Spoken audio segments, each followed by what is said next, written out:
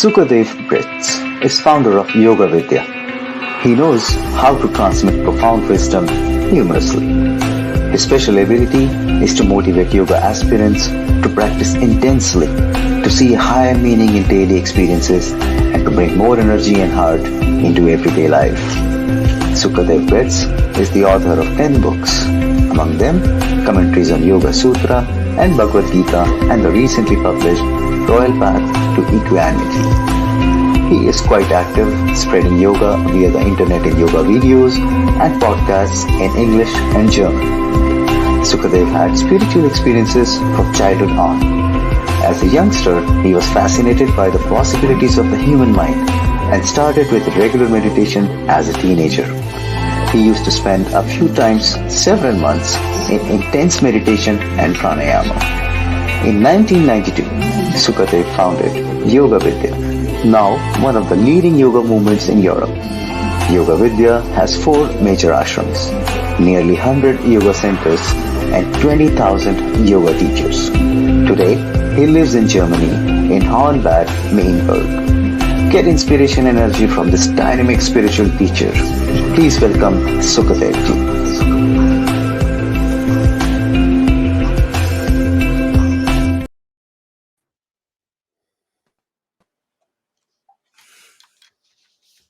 Namaste, Sukadev. Namaste. Namaste, Sukadev ji. May I request Swami ji to welcome our beloved Sukadev ji. Great pleasure to see you, Sukadev. How are you? Well, wonderful being here at this wonderful International Week of Peace. Sukadev ji, you are most welcome to talk about mindful and spiritual connection, how yoga enhances powerful living. So thank you very much, Sukadev ji. And thank you very much, Swami ji, to invite Sukadev ji for the talk. Over to you, Sukadev ji. All stage is yours. Hari Om, Namaste, and warm greetings to everyone. I'm deeply honored to be here today speaking at this United Consciousness online conclave for the International Week of Peace. This is a time when peace feels like a fragile treasure and the world seems increasingly chaotic. We're reminded that the path to global harmony begins with each of us. True peace is not just the absence of conflict.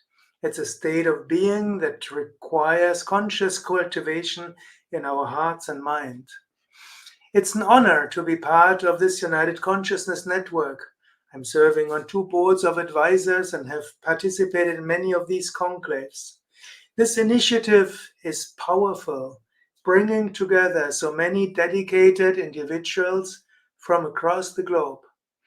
My deepest gratitude to Dr. Vikranchi and his entire team for organizing this International Week of Peace, which with such skill, heart, and love.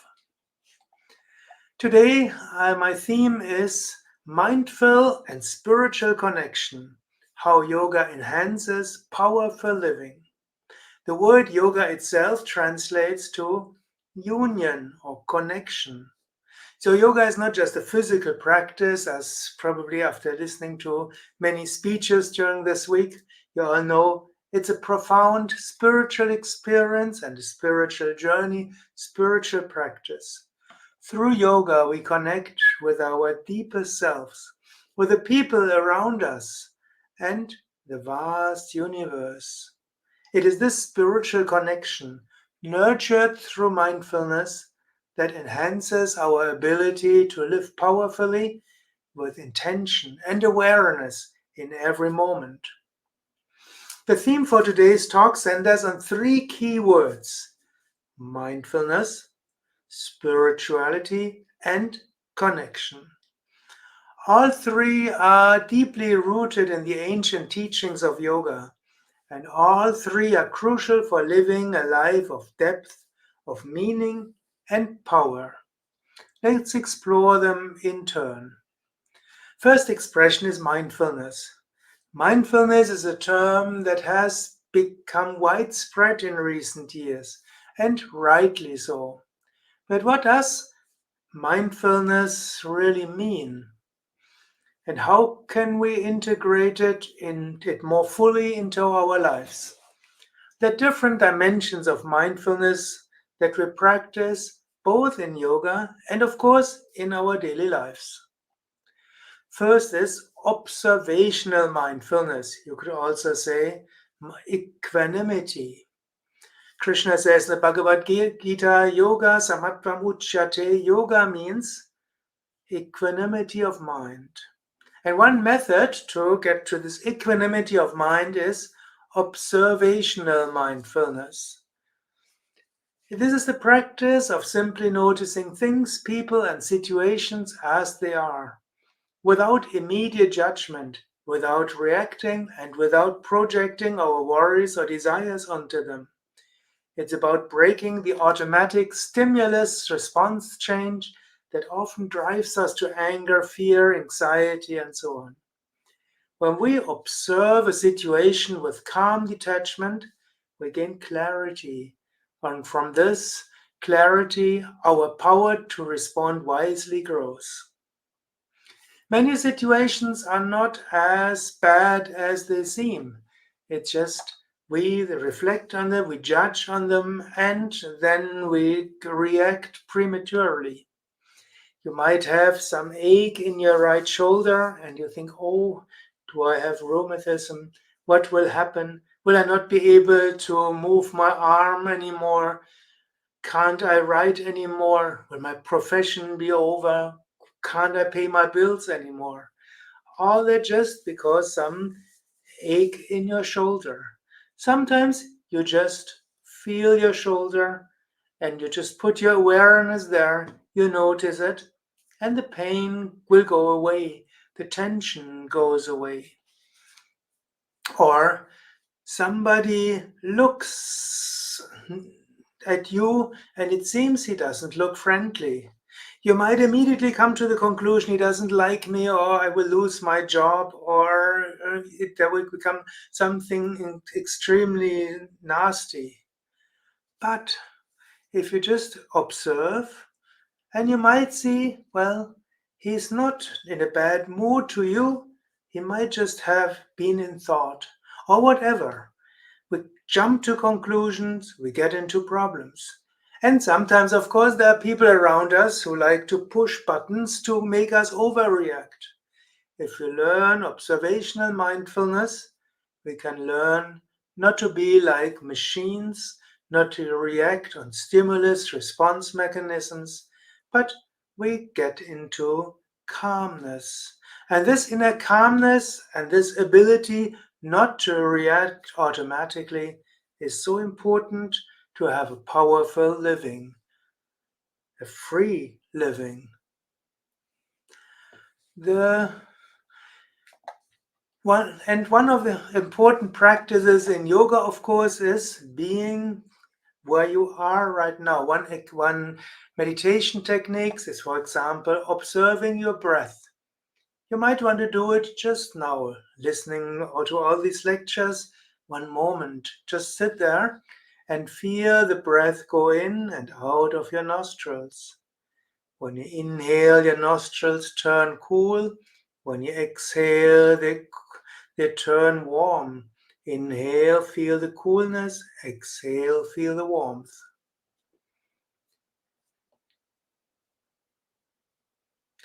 Before me saying that, you are not aware of your nostrils and the temperature in your nostrils, but just putting your awareness to the breath coming in and out, mind gets calm.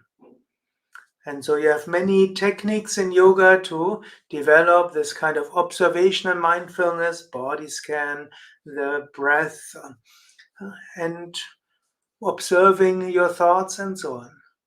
Important practices in daily life to calm down. But mindfulness is not just calming down, and to tell you the truth, just to calm down can't be the meaning of life. It's one of the important resources you need to have an intensive, powerful life to be able to get into calmness. So the second kind of mindfulness is compassionate mindfulness. This type of mindfulness brings us into deeper connection with those around us. It is the practice of feeling into the heart of another person. It can be your partner, it can be a family member, a friend, or even a stranger. When we cultivate compassionate mindfulness, we become aware not just of our own emotions, but of the emotional world of others, without judging them immediately. Feel the other person, observe the other person, be aware of the other person. So many people are just concerned about themselves, their thoughts, their fears in the future, their hopes for the future, and what they want and how to reach it. But feeling others, becoming aware of others, that's something really powerful. That makes life wonderful. In the end, it's about love, kindness, and empathy.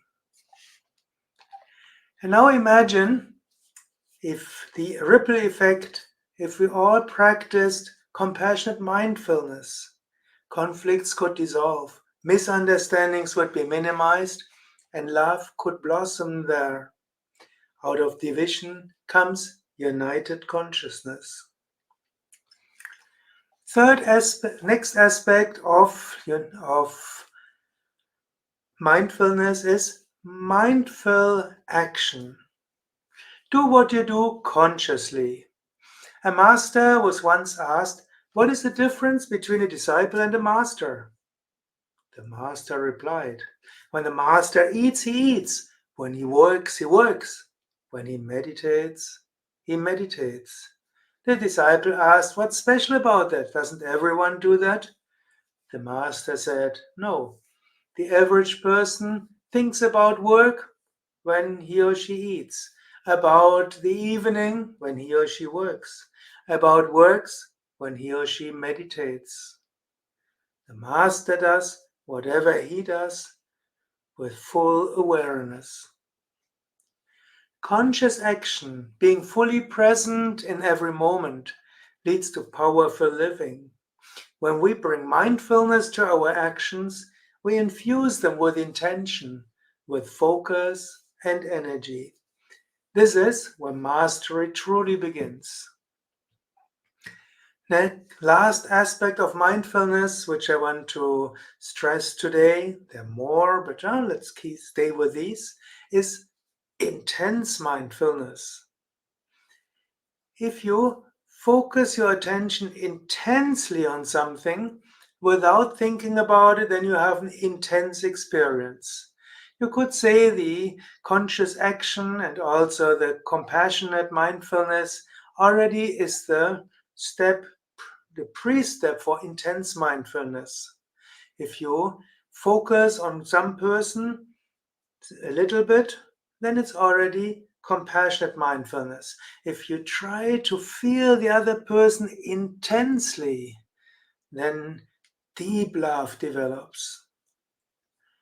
This type of intense mindfulness is called samyama in the Yoga Sutra. When you practice samyama, then two things happen. You gain jaya and prajna, this means mastery and intuitive knowledge.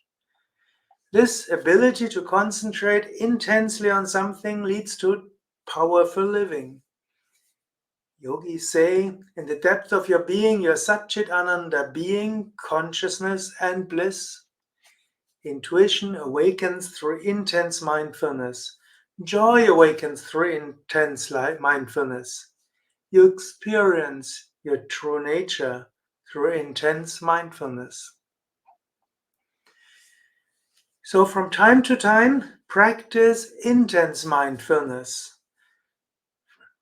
Intense concentration on a tree, on a murti, a divine symbol, or concentrate on your partner, or the depth of your heart, or intensely into all direction. So you can awaken to the joy and intuition that are already with you. And from this awakening, begin to live with greater power, clarity, and purpose. Second word I want to talk to is spirituality. And it's all going to overlap these concepts. But first, second important concept in my theme is spirituality. Spirituality is the deep conviction there is a higher reality. This reality can be experienced, not just believed in. Through mindfulness, especially through intense mindfulness, we experience the divine presence that permeates all things. Yoga offers us practical tools to access the spiritual dimension.